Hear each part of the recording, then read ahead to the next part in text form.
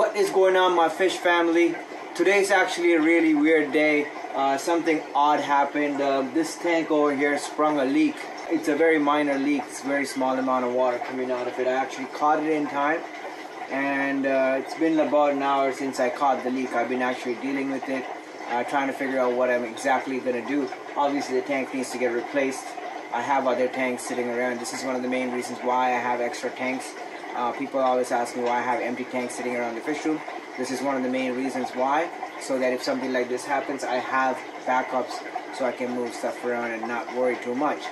But having said that, this tank has one of my new groups of new breeding groups of zebra plecos, or a group I've been forming for the last year and a half almost, and maybe 2 years. And so they're getting ready to spawn now, so I have to move those guys safely. I did move 3 of them into breeder boxes already, and I also have my group of L280s in the back, which I have to also move.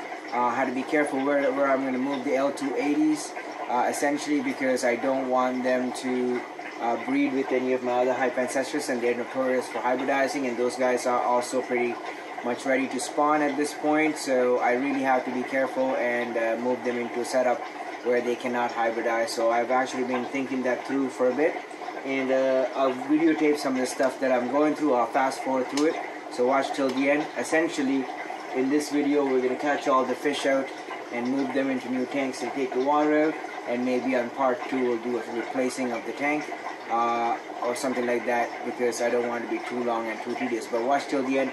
Comment below and let me know what your thoughts are, and we'll make a separate video if you guys want about how you can avoid these type of things and what to look for in science and stuff. This tank was actually, I was actually planning to replace both of these tanks in the coming weeks, so it's a good chance for me to actually get that done also. And then the rest of my tanks are all pretty much newly sealed, or that I sealed myself in the last couple of years, so I don't have anything else to worry about. So without further ado, let's get into this and remove some of the water, move some of the fish, and check out what we're doing. Some of the fish that we moved, both of these are males obviously, so they're fighting for dominance. They cannot stay in here too long. There's a female that I moved. There's 4 more fish in the tank, L46 zebra plecos, which we're going to move now, and we'll see how it goes. Just to get a sense of where the leak is, it's leaking from the bottom seal here. These are second-hand tanks. You might see a droplet of water on the bottom of the metal stand here. So, see? There is water coming out. Very small amounts. And I kind of figured I know what I did wrong also. This tank was badly sealed by the person I bought it from. And the other day I wedged this thing to make it more tighter because the fish kept getting through and it was a little loose, and I think that kind of disrupted the seal. So here we are. This is the tank. Obviously it looks nice. So the first thing I want to do is remove some water out of here into some of these buckets, so I can move some of the structures safely and also not lose any of the biological matter that might be on it.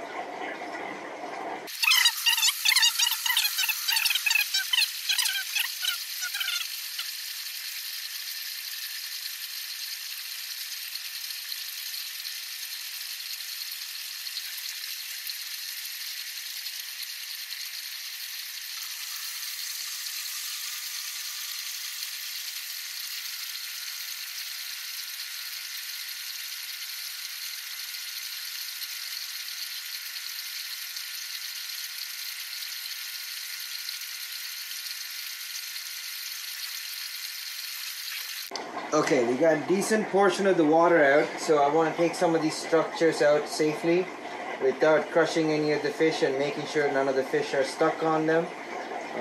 With plecos, you have to be careful that they could as easily be hanging on top of the wood, so I'm putting them in water just in case if a fish does stay on it.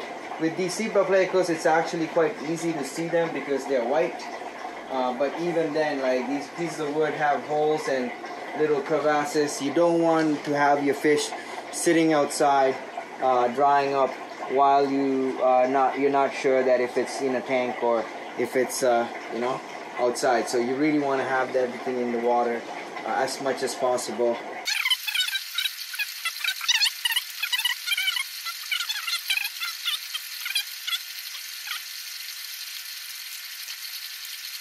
Okay, it's quite easy to catch them this way actually. I catch them using just the cave. Just cup the cave with my hand like this and then move them over.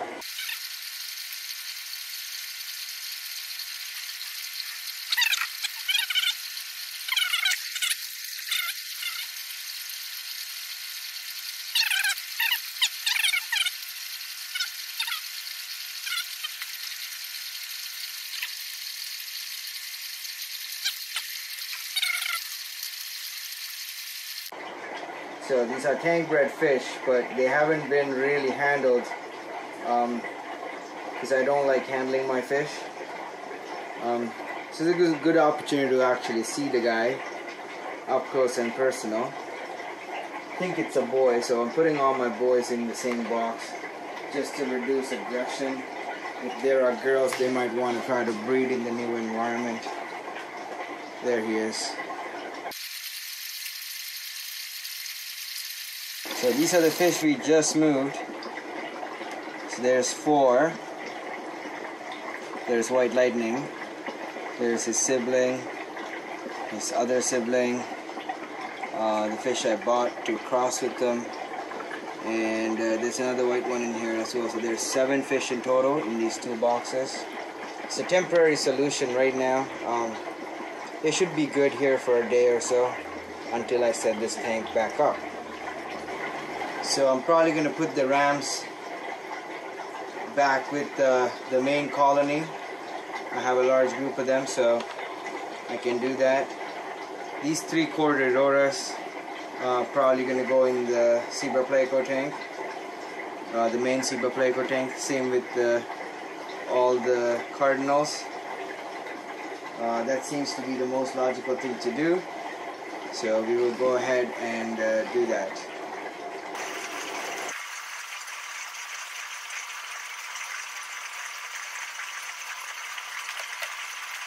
Remember, I don't like catching my fish, so this is not something that I like doing at all.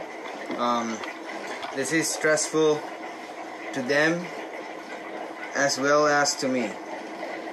Okay, so remember that, guys and girls. So if you ever do see me catching and handling any of my fishes, it's only out of necessity. It's never for pictures, for film, or anything like that. Okay? So, and that's the difference between ethical fish keeping and people just doing stuff for YouTube and stuff like that. So this is a natural situation that's happening right now. I was gonna live stream it, but I figured it might be better to record it. So I have the 4 blue rams. I'm gonna move them into their tank. Alright, we're gonna try and catch the L280s. So this is the first time I'm ever catching these fish since I've gotten them.